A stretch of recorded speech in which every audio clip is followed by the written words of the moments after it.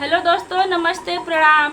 मैं पूजा तिवारी आपके अपने यूट्यूब चैनल पूजा तिवारी अवधी गीत पर स्वागत करती हूँ। दोस्तों, आज हम आप लोगों के लिए एक विवाह गीत लेकर आए हैं जिसको आप लोग कभी नहीं सुने होंगे।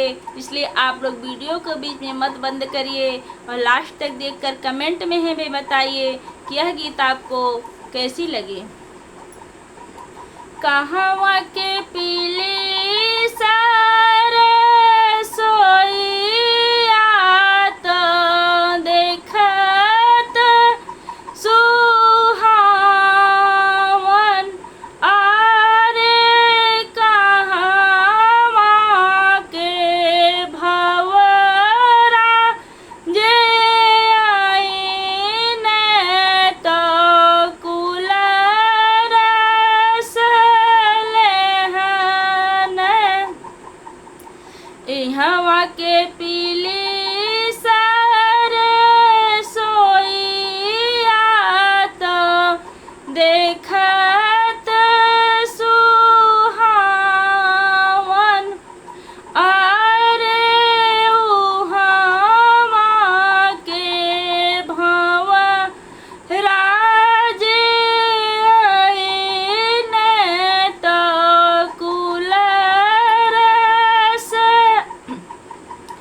लेहन। घरम से निकली है बेटी तो पापा से अर्ज कर, पापा जवन फुलवा दिन रात सिंचलाऊ है भंवरा चुमी लेहन। चुप रहा ए बेटी, चुप रहा, अवरों से चुप रहा। बेटी उहे बाटे दुलरू दामाद, भले ही फूल चुनन। कहवा के पीली सारे सोइया तो देखत सुहावन, अरे कहवा के भंवरा जे आईने तो रसल लेहन। घर इहवा के पीली सारे सोइया तो देखत सुहावन, अरे उहवा के भंवरा जे आईने तो कुलरस लेहन।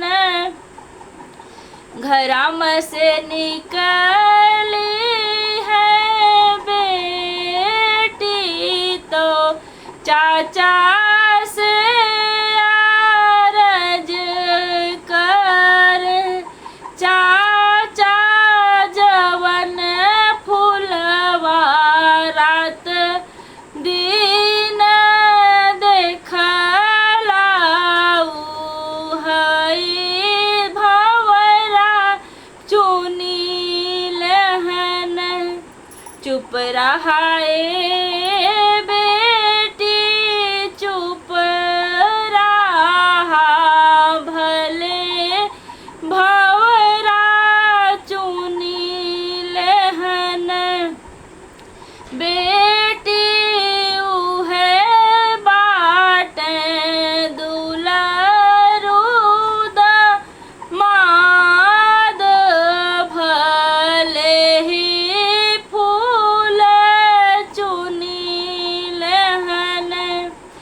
कहवा के पीली सरसोईया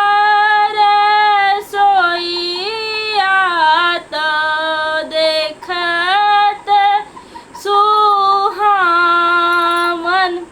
अरे कहवा के भंवराज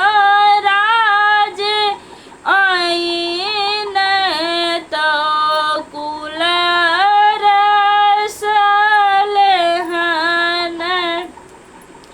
घरम से निकली है बहिनी तो भैया से अरज कर। भैया जवन फुलवा रात दिन सींच लाऊ है भंवरा चुनी लहन। चुप रहा